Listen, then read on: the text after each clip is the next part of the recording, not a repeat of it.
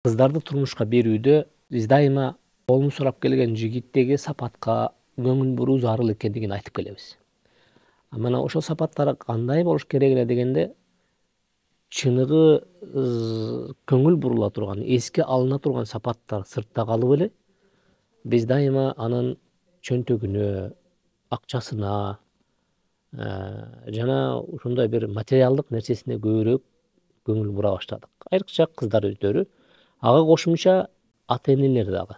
Жигитти эгерде чындап эле биз тандаганга келген учурда анын акчасына эмес, анын ахлагына карасак,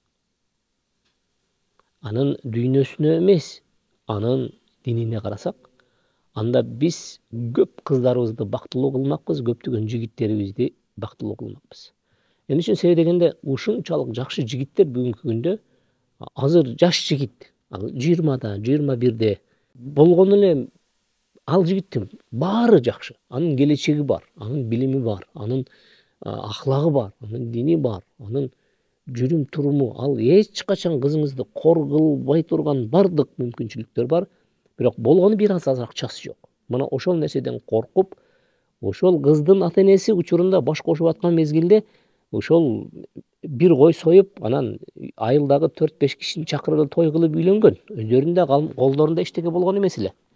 Бирок жашоодо келип туруп, ошол эч нерсеси жок туруп, өздөрү иштеп, таап, мына ошол таттуу жашоону бирге кургандары эстеринен чыгып калып, бүгүн өздөрүнүн кызын турмушка узатууга келген учурда, ошол колун сурап келген күйөө баладан ар кандай акчаны, машина, баягы соода, дүнүйө, оокат дегенди күтүп, бүгүн биз баалуулуктардын баарын өз колубуз менен талкалап жок кыла турган болдук. Келиңиздер кайрадан кайтып келелик, кайрадан ойгонолук, кайрадан көз ачайлык. Себеп дегенде жакшы жигиттер үйлөнө албай жүрөт. Алардын келечеги колунда бар. Алар эртеңки күнү байлыкка да жетет. Эртеңки күнү оокатка да жетет.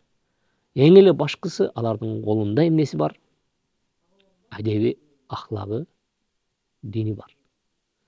Тигилердин колунда эчтекеси жок. Ал байлык бүгүн бар болушу мүмкүн, эртең жок болуп калышы толук ыктымал. Келиңиздер кайрадан бир назар салалы.